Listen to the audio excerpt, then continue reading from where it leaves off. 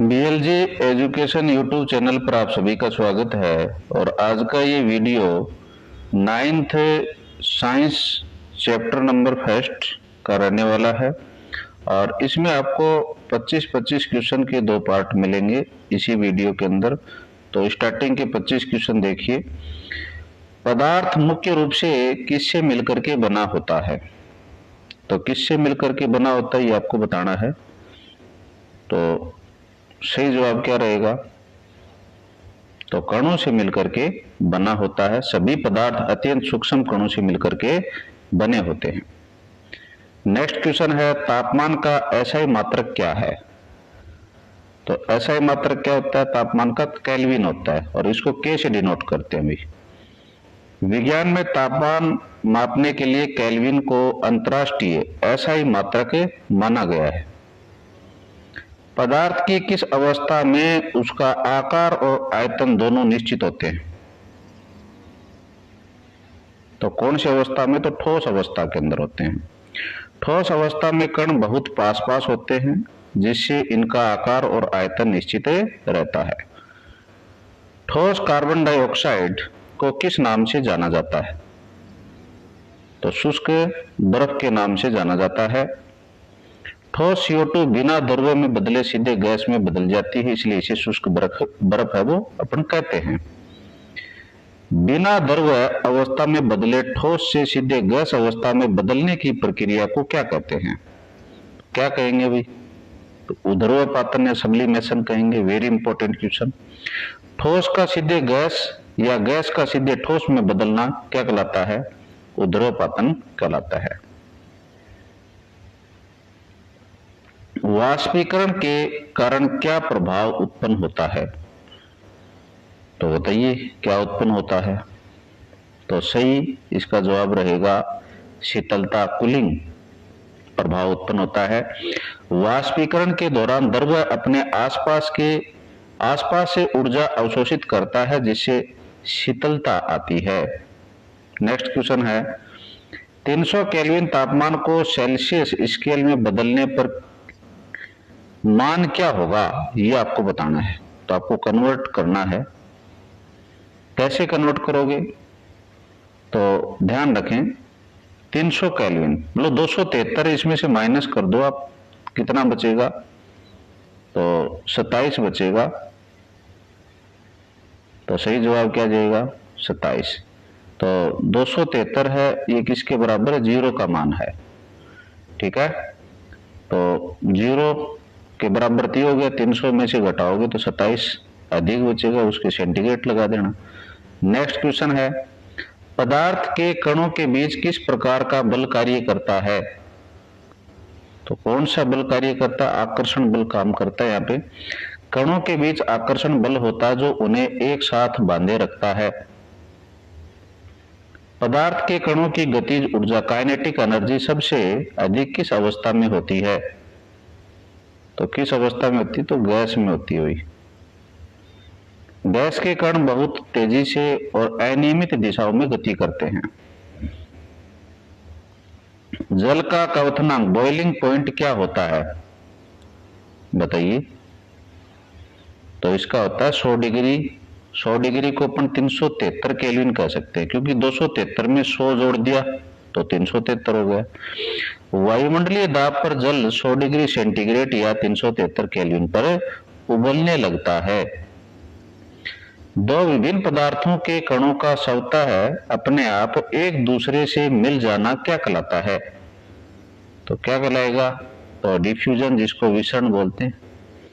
विभिन्न पदार्थों के कणों का आपस में मिलना विसरण कहलाता है। तापमान बढ़ाने पर कणों की गति पर क्या प्रभाव पड़ता है? तो क्या प्रभाव पड़ेगा? तो गति बढ़ जाती है। तापमान बढ़ने से कणों की गति ऊर्जा काइनेटिक एनर्जी बढ़ जाती है जिससे वे तेजी से गति करते हैं। नेक्स्ट क्वेश्चन है, किसी द्रव्य का वह तापमान जिस पर वह वायुमंडलीय दाब पर उबलने लगता है क्या कहलाता है? क्या कहलाएगा? तो क्वथनांक बॉइलिंग पॉइंट कहलाएगा। जिस तापमान पर द्रव्य उबल करके गैस मतलब वाष्प बनने लगता है उसे क्वथनांक कहते हैं। नेक्स्ट क्वेश्चन है, पदार्थ के कणों के बीच क्या होता है जिसे पानी में चीनी घोलने से सिद्ध किया जा सकता है? तो इसका जवाब बताइए आप। तो रिक्त स्थान हो जाएगा, एम्प्टी स्पेस आ जाएगा इसमें। चीनी के कण पानी के कणों के बीच के रिक्त स्थानों में समावेशित हो जाते हैं, इसलिए आयतन नहीं बढ़ता। गैसों को सिलेंडरों में भरकर रखा जा सकता है क्योंकि उनमें खालिस्तान का गुण अधिक होता है। किसका होता है भाई? तो इसमें संपीड्यता का होता है। गैसों के कणों के बीच बहुत खाली स्थान होता है, अतः इन्हें दबाव डाल करके संपीड़ित किया जा सकता है। निम्नलिखित में से कौन सा वाष्पीकरण को प्रभावित करने वाला कारक नहीं है? तो ये हो जाएगा द्रव्य का रंग। द्रव्य के रंग का वाष्पीकरण की दर पर कोई सीधा प्रभाव नहीं पड़ता है। गर्मियों में पसीना सूखने पर हमें ठंडक क्यों महसूस होती है? वाष्पीकरण के कारण। पसीना वाष्पीकृत होने के लिए हमारे शरीर से ऊष्मा या ऊर्जा लेता है, जिससे शरीर का तापमान गिरता है और शीतलता महसूस होती है। सतह का क्षेत्रफल बढ़ने पर वाष्पीकरण की दर पर क्या प्रभाव पड़ता है? तो ये बढ़ जाती है भाई। वाष्पीकरण एक सतही प्रक्रिया है। सतह का क्षेत्र बढ़ने से अधिक कण वाष्प में बदल जाते हैं या बदल पाते हैं। वायु में विद्यमान जल वाष्प की मात्रा को क्या कहते हैं? तो कोशिश कीजिए आंसर देने की और कमेंट बॉक्स में ये बताएं कि आपके कितने क्वेश्चन सही हुए हैं। तो सही जवाब हो जाएगा ह्यूमिडिटी, आर्द्रता। हवा में मौजूद नमी या जलवाष्प की मात्रा को आर्द्रता कहा जाता है। 1 किलोग्राम ठोस को उसके गलनांक मेल्टिंग पॉइंट पर द्रव में बदलने के लिए जितनी ऊष्मीय ऊर्जा की आवश्यकता होती है उसे क्या कहते हैं? तो क्या कहेंगे? संलग्न की प्रसुप्त या गुप्त ऊष्मा। अवस्था परिवर्तन के दौरान अवशोषित ऊष्मा जो तापमान नहीं बढ़ाती उसे गुप्त ऊष्मा कहते हैं। 0 डिग्री सेंटीग्रेड मतलब 273 केल्विन पर जल के कणों की ऊर्जा उसी तापमान पर बर्फ के कणों की ऊर्जा से कैसी होती है? कैसी होती है भाई? तो अधिक होती है। 0 डिग्री सेंटीग्रेड पर जल के कणों ने अवस्था परिवर्तन मतलब पिघलने के दौरान संलग्न की गुप्त ऊष्मा के रूप में अतिरिक्त ऊर्जा अवशोषित कर ली होती है। फ्लोरोसेंट ट्यूब और नियॉन साइन बल्ब में कौन सी अवस्था पाई जाती है जो चमक उत्पन्न करती है? तो इसमें प्लाज्मा होता है भाई। विद्युत ऊर्जा प्रवाहित होने पर गैस आयनीकृत हो जाती है जिससे प्लाज्मा बनता है और वह चमकता है। सीएनजी का पूर्ण रूप क्या है? तो सीएनजी का पूरा नाम क्या है भाई? संपीड़ित प्राकृतिक गैस हो जाएगी, कंप्रेस्ड नेचुरल गैस। प्राकृतिक गैस को उच्च दाब पर संपीड़ित करके वाहनों में ईंधन के रूप में प्रयोग में लिया जाता है।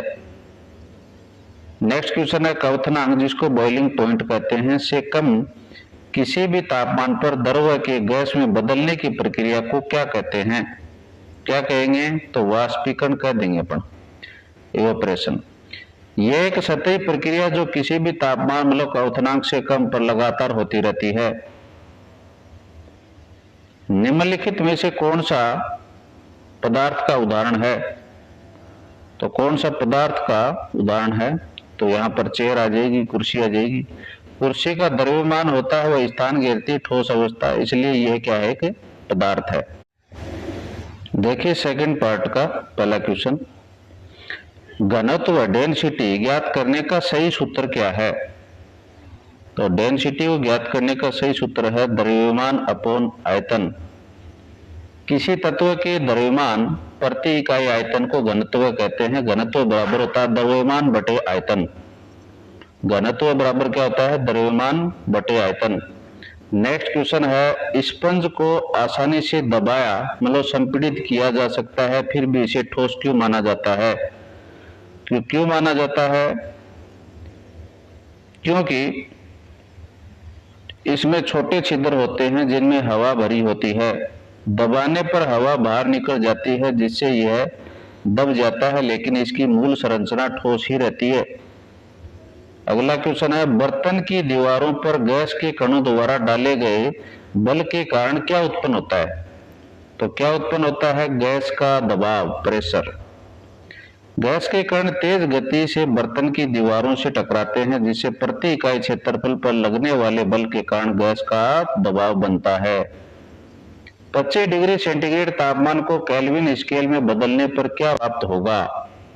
तो क्या मान प्राप्त होगा? तो 298 केल्विन प्राप्त होगा। सेल्सियस को केल्विन में बदलने के लिए 273 जोड़ते हैं। 25 प्लस 273 इक्वल क्या होगा? 298 केल्विन।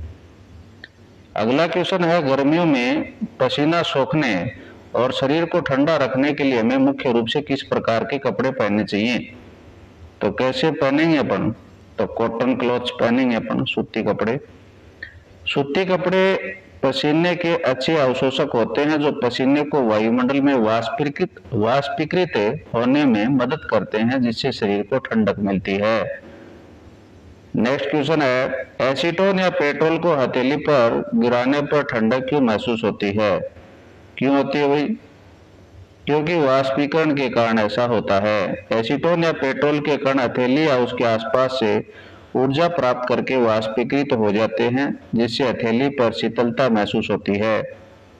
नेक्स्ट क्वेश्चन है, 100 डिग्री सेंटीग्रेड मतलब 373 केल्विन पर भाप से जलने पर उसी तापमान के उबलते पानी की तुलना में अधिक जलन क्यों होती है?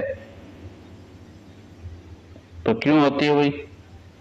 क्यों का जवाब है, भाप में वाष्पीकरण की गुप्त ऊष्मा होती है।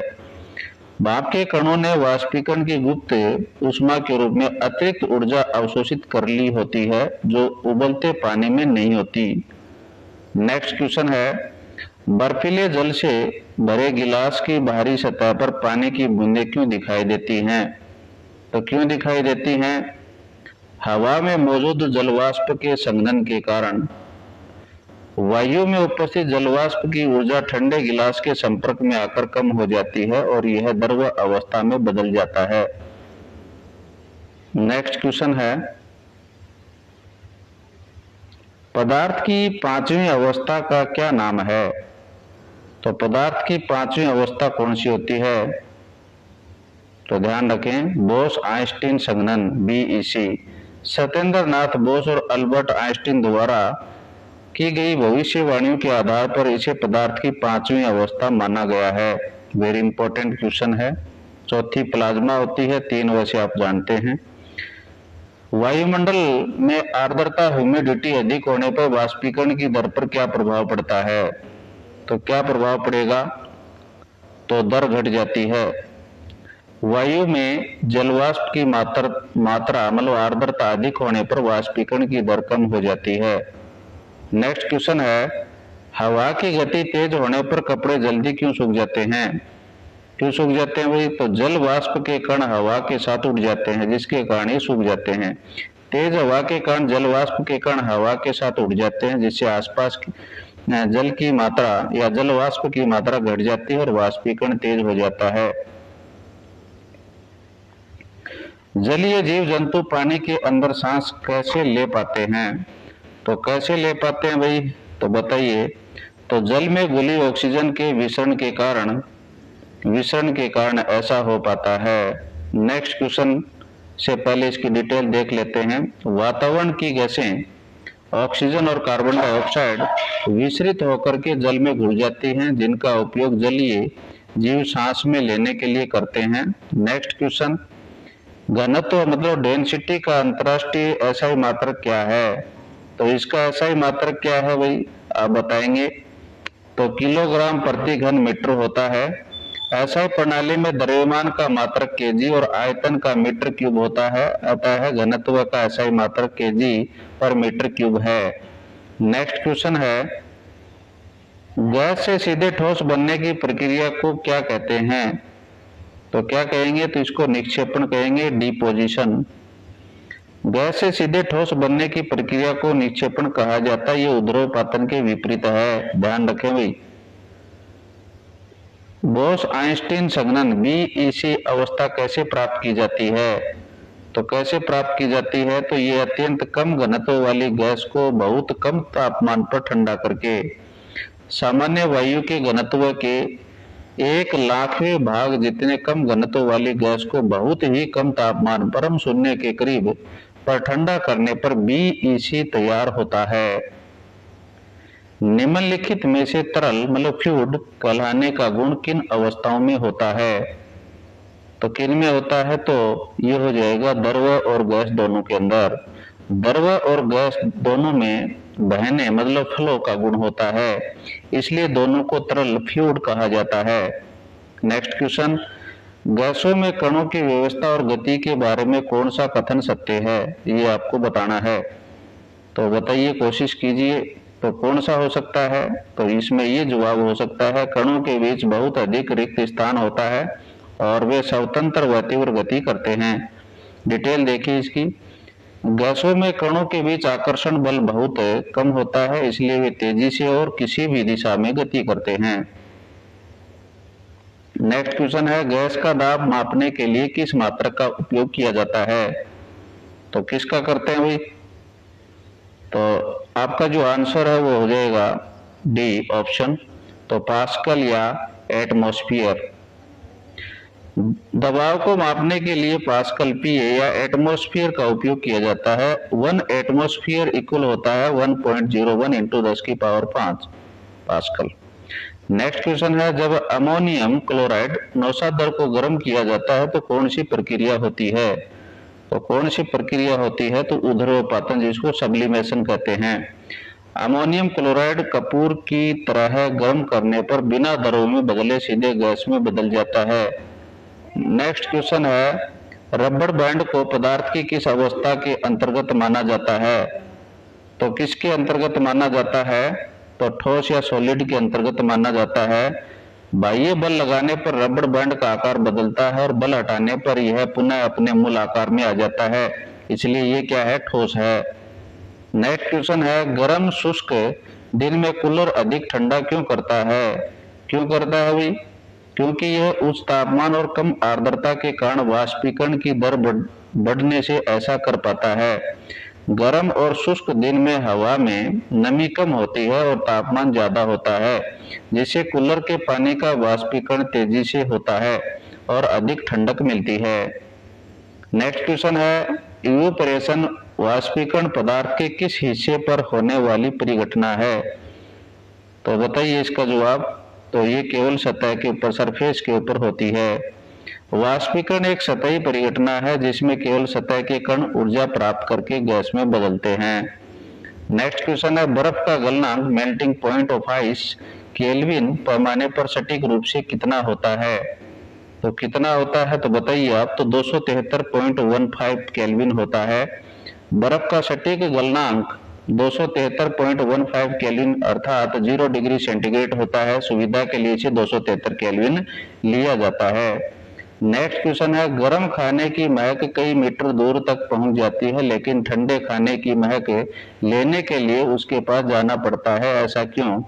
तो इसका सही जवाब रहेगा, तापमान बढ़ने पर कणों की गतिज ऊर्जा और विसरण की दर बढ़ जाती है। गर्म होने पर खाने के कणों की गतिज ऊर्जा अधिक होती है, जिससे वे हवा के कणों के साथ तेजी से विसरित होकर के दूर तक फैल जाते हैं। और लास्ट क्वेश्चन है इस चैप्टर का, यदि किसी गैस का तापमान घटाया जाए और दबाव बढ़ाया जाए तो क्या होगा? तो क्या हो जाएगा भाई? तो गैस द्रवीकृत हो जाएगी।